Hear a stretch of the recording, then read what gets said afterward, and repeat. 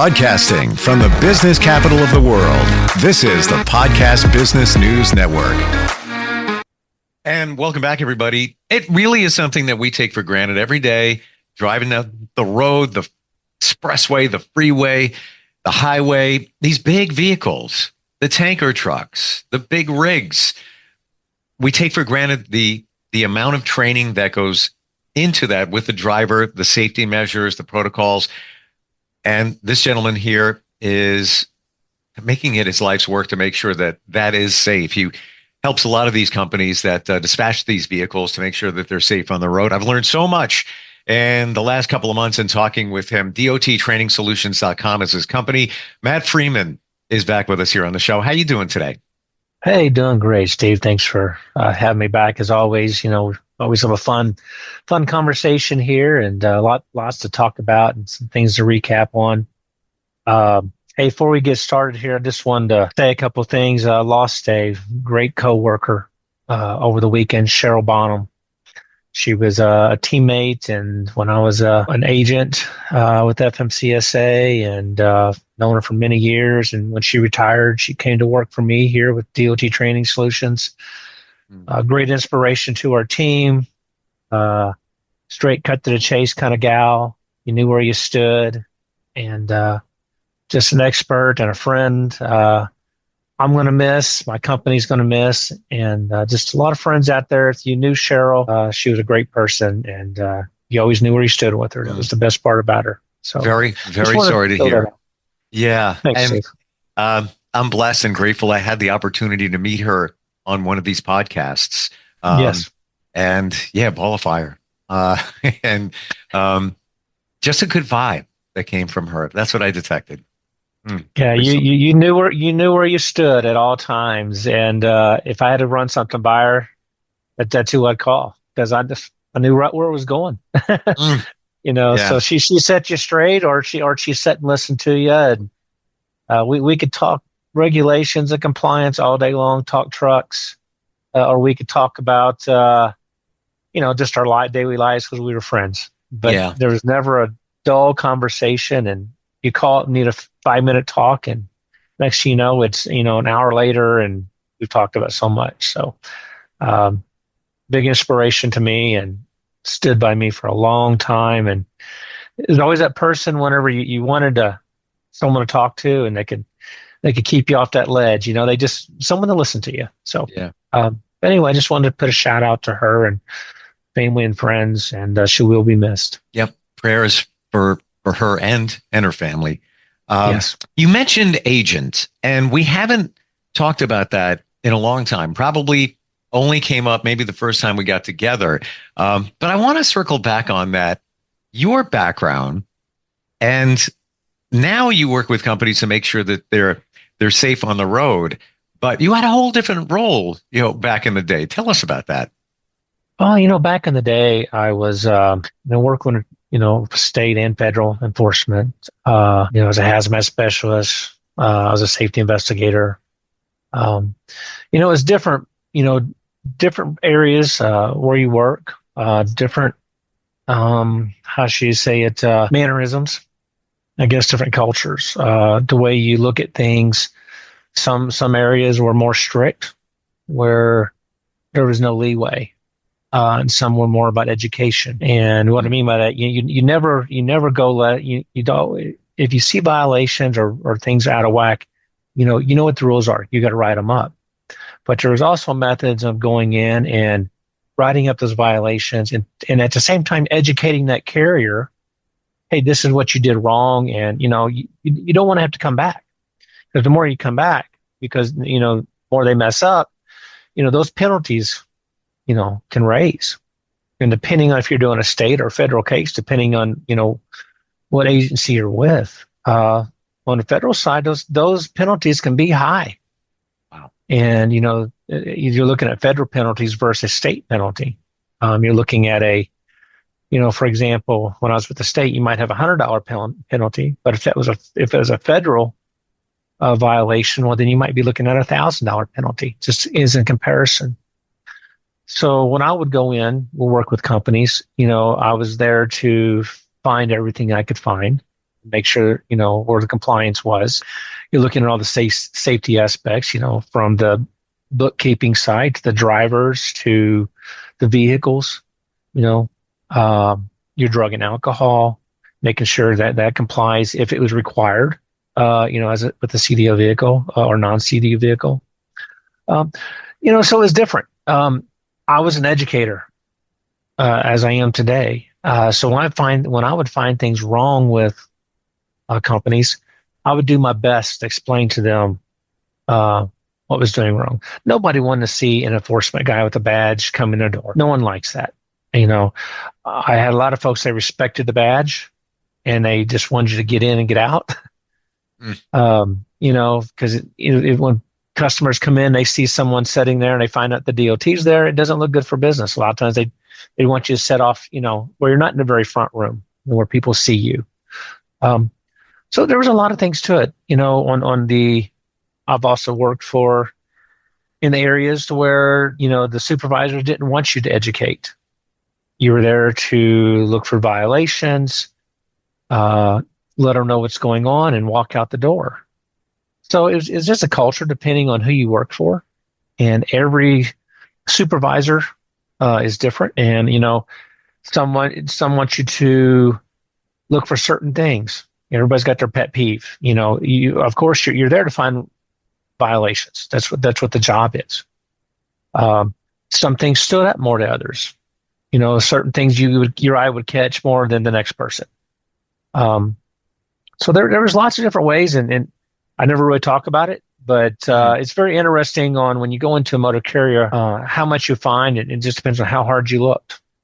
You're there to do a job. You have your own checklist. You know what they're supposed to comply with, and anything you see that's not following compliance, that's what you write up.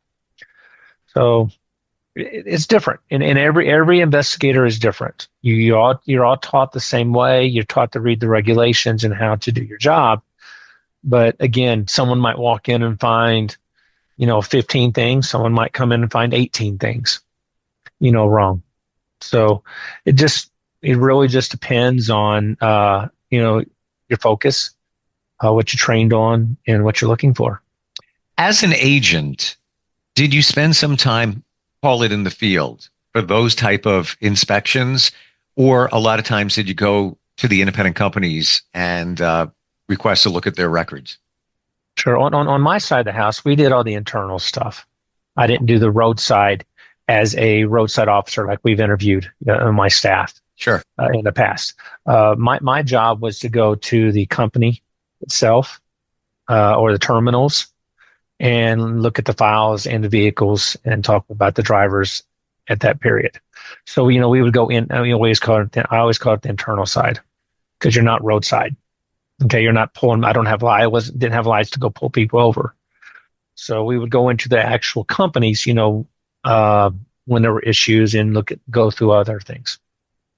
Well, as we talked before, the record keeping is so essential. And if things don't add up, it could lead to an infraction. Cargo tank inspections, and recapping some of the things we talked about in the past couple of weeks. Break that down for us. How does that happen? Is it an inspection that takes place in the field, surprise inspection? What's going on there? Yeah, sure. So two types of inspections. We'll talk about a cargo tank inspection. You have your roadside inspection that an officer does, when he's doing a hazmat inspection. He's doing a full inspection, walking around, full visual inspection on that tank. Okay, that's the enforcement side. Anything that stands out that doesn't meet the regulations as required, they're going to find violations. So the next step on a lot of stuff we talked about, recapping, to the in-house stuff, you have your inspectors, your registered inspectors, who, when they bring the cargo tanks in, they do an annual inspection on those cargo tanks to make sure that they meet all the requirements of that inspection for that period of time. So you have a visual inspection. They're doing a leakage inspection, or a leakage test, a visual inspection, and then they also do an internal inspection. So depending on what they're in there for, those are going to be your annual inspections. So once they get those annual inspections completed, they're going to mark, as we've talked in the past, again, they're going to mark the side of the front left side of that cargo tank. You're going to see the numbers, VIK, and you're going to have some dates by them. Okay, depending on, there may be other testing on there. But to kind of flip back to the roadside inspection, so now that roadside officer is going to be looking at those numbers. So they really go hand in hand, or is one in compliance or is it not in compliance? So that officer is making sure that those inspection dates are accurate and up to date. Because for both sides of them, if the tank leaves out and those inspections aren't updated, so when that officer pulls him over, that's what he's going to be looking for. Therefore, if they don't meet up to date, what happens? The officer is going to write it up. What also in turns from there is if Dean, those reports can go forward. So whenever someone like what I used to do would go into a carrier's office, I'm already looking for that tank because it's out of date. So what I would do, I would go back and look at those maintenance records to see when that was last done. So we went out. First thing you want to make sure, was it current? Did they go ahead and fix the issue, or do we have a trailer out there running with expired inspections on it? So it's kind of a full circle on the inspection process. And with that, is it yearly, or it really depends on the tank itself? It's yearly. So you have a 5-year test.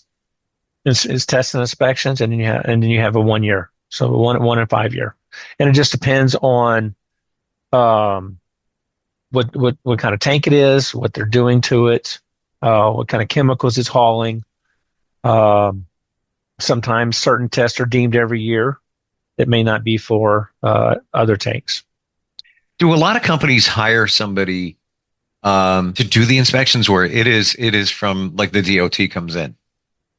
No, on the register inspector side of it, on the actual testing and inspecting of cargo tanks, that is typically done in-house by a registered inspector. Okay. Or they also have what they call mobile inspectors who go around to different companies and do testing on those sites. Wow. So it's both. So that's their job, essentially, just to go and test. Yes. And inspect. Let's go to cleaning. Is it typically somebody on staff that's certified to clean, or do they call somebody from the outside to come in and do that? Well, depending on the facilities, okay, so there are certain deemed areas that are tank wash facilities, and that's all they do. Okay, they clean tanks as they come in for multiple reasons. Okay, for one, because they're getting inspected; two, because they're changing out chemicals, have to have a clean tank so they can put a new chemical in there. So with that said, sometimes it can be in-house. So if you have a big enough shop, they may have their own cleaning station there. A lot of times, I've only seen a few times where a mobile inspector has a mobile cleaning setup and can go do it, which is a pretty impressive system. And, that's pretty smart there. So he's cleaning, but he's also inspecting? Yes. So in order to get into the cargo tanks, you want to have a clean tank. You got to make sure everything is safe, no chemicals or fumes or anything of a hazard in that tank. So they have a system that it is the coolest thing I think I've ever seen. But they have it set up where they have their own water tank, they have a waste tank. So as they're cleaning it out, putting the clean water in to pressurize it and spray it down at a high temperature, it's also coming out into another vac that's on another trailer that that pulls all the dirty water out. So it's impressive. I mean, they literally have their own tank wash on wheels. Wow. I have one customer who has one. And I only know of a couple others out there that's even being used. So it's a pretty neat system. Yeah. Think of cleaning a tank, you got to go into a big wash bay and let the guys jump in and do their thing. But a lot of neat stuff out there. There really is. Oh, what'd you say in that you have to clean it before you inspect it, right? Mm-hmm. Yeah. So this guy's got it. He's got the lock on it. Right. The convenience in itself, right? And he's a mobile inspector. So he's making sure he's safe no matter what the situation is on that side of it. So yeah, it's a pretty unique. I super Well, I clever. wish I could. Yeah, I wish I could show it, but I can't. Yeah. So we talked about the tank cleaning and Mhm. the danger involved in that, and the culture surrounding that, the mindset of that, and even some quick examples of you could have somebody on the team drops a cell phone in the tank, goes in there to grab it, and just a second, I'll just hold my breath, whatever, and goes in, and there's dangerous vapors, substances in there, and it could take you out just like that.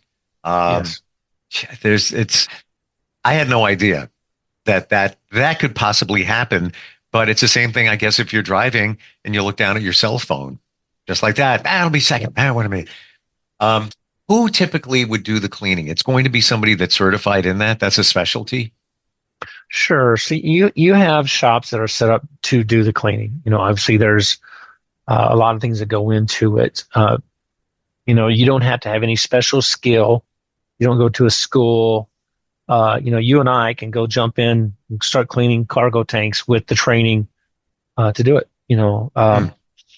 So there's nothing else. You don't have. There's no certification. It's just you got to meet your OSHA requirements. There's EPA stuff that follows with that because you got wastewater coming out. Um, but yeah, no, it's a serious matter right now. Yeah. And I've been working with some team members and customers on, Doug Vineyard. We talked with him a few weeks ago about changing the culture and trying to get the mindset to think before you react. And some of these guys that have, like we talked, there have been 9 deaths this year. And I just had a meeting this morning about the same issue on this culture and what we got to do. People get complacent. It Mm, happens. mm, And my primary goal in anything that we do is to try not to, get people not to be complacent. Teach people not to be with complacency and things. So, you know, think, look, check, you know, review what you're doing, make a set of process up so you don't get into that automatic, oh, I can grab it. Again, people drop things in these things. It happens. Everything seems to be good. Do I need to do one more check? What's your policy say? Right? The policy says you have to do a third check or just whatever they may be looking at, and they jump in. I'm good. You can't ever be too safe when it comes to this kind of stuff because this is a dangerous job. It really is. yeah. It can be. I would say it could kind of be fun and interesting at the same time because you're looking at a lot of different types of tanks and stuff that come in, but it is dangerous. And just the confined space alone, to be in there, and how many different substances have been in and out of Hmm. that. Wow. Driver awareness. Now we talked with, I think his name was Dave Powell last time we got together. Yes. Uh-huh. Yeah. And I can't remember the exact title of his award, but like Grand Champion Driver. Do you recall what his Uh-huh. designation is? He was a National Tank Truck Carriers Grand Champion Driver of the Year.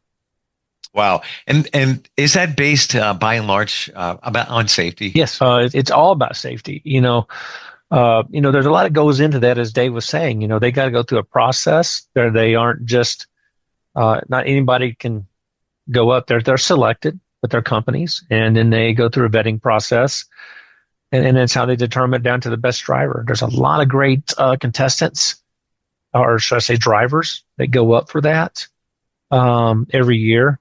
It's a it's a pretty big it's a pretty big deal. It's not it is a big deal to these drivers to get honored for what they work so hard on.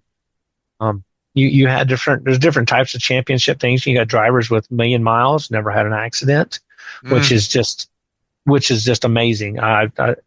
There's all kinds of different things out there, but with Dave Powell, gotten to know him really well, and such a nice guy, and he so passionate about driving and helping the younger generation get into this field and show them the interest in what they can do and what they've learned. And he sees it a different way. Whenever growing up in my background, I had family, cousins, grandfathers, uncles, that drove trucks. I didn't see it. I saw a totally different way then. Hey, that's what you did. You go out and you drove a truck and you make a living. where he looks at it a whole different way of, man, I love what I do. I'm able to get out here, and he's transporting fuel. He's taking fuel to the stations every day that we use. Yep. So he loves what he does. I've never seen somebody so passionate about what he does. Loves the company, and that makes him a good driver. Even more so, and it doesn't have to be this way, but the fact that he owns his own tanker and rig. So Yeah, there's a sense of pride there. yeah. Well, he owns the truck. He pulls their tankers, but yes, he does. I'm sorry, that's what I meant. Yeah. Yes. Oh no, that's okay. It's usually I've had people say, oh, you got. Sometimes they do have both. People have a trailer and a truck. In his case, he owns his own truck. He takes pride in it. There's a lot of great owner operators out there. And it's great to see companies who have owner operators. Because these guys are looking for work, and they're able to use their truck to pull their stuff. And the key thing about it is, the most important thing about that is they get from point A to point B safe.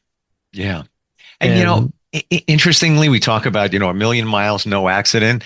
That could be the best driver on the planet, but it's not only him, it's the awareness of the drivers around him that could cause an accident. Or let's say somebody's driving next to a tanker and they're like, man, he's not going fast enough. And you get in front of him, then you cause an accident.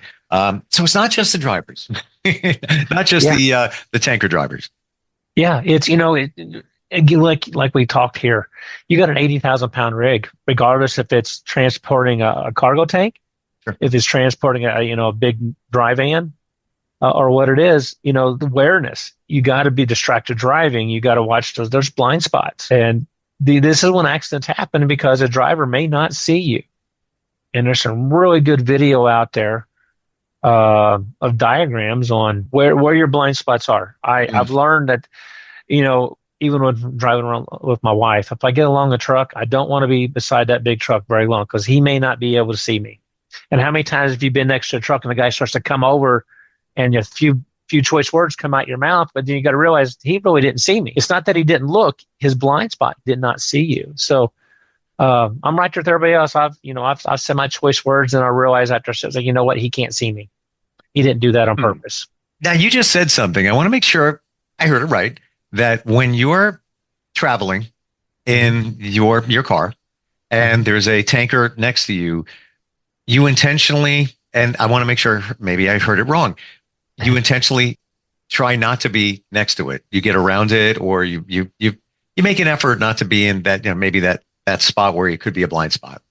Yeah, I do. I try not to be. I don't want to ever be in a blind spot of a big rig.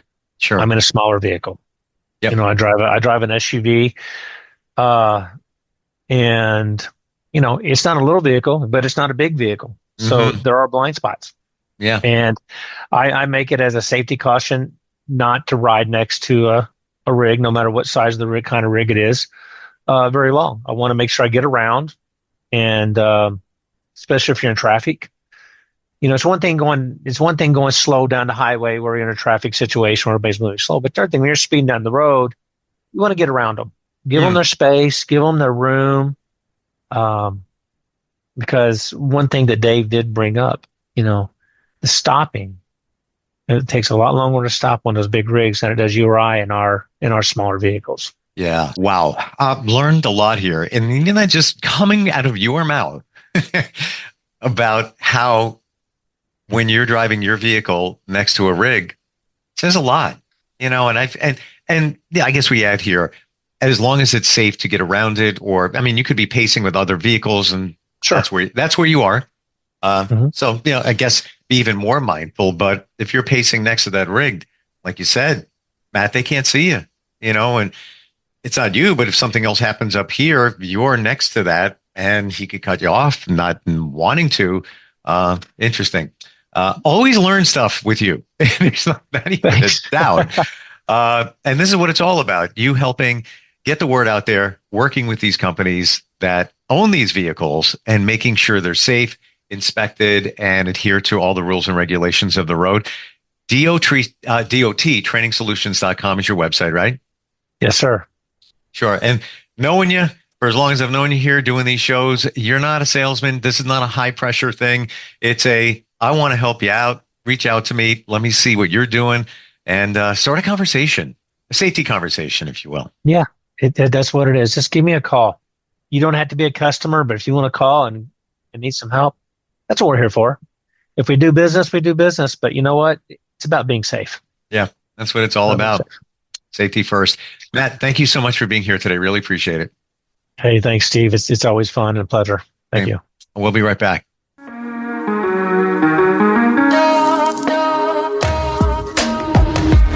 Broadcasting from the business capital of the world, this is the Podcast Business News Network. Adopt US Kids presents What to Expect When You're Expecting. A teenager. Learning the lingo. Today I'm going to help parents translate teen slang. Now, when a teen says something is on fleek, it's exactly like saying, that's rad. It simply means that something is awesome or cool. Another one is totes. It's exactly like saying, totally, just shorter. As in, I totes love going to the mall with Becca. Another word you might hear is jelly. Jelly is a shorter, better way to say jealous. As in, Chloe, I am like so jelly of your unicorn phone case. You don't have to speak teen to be a perfect parent.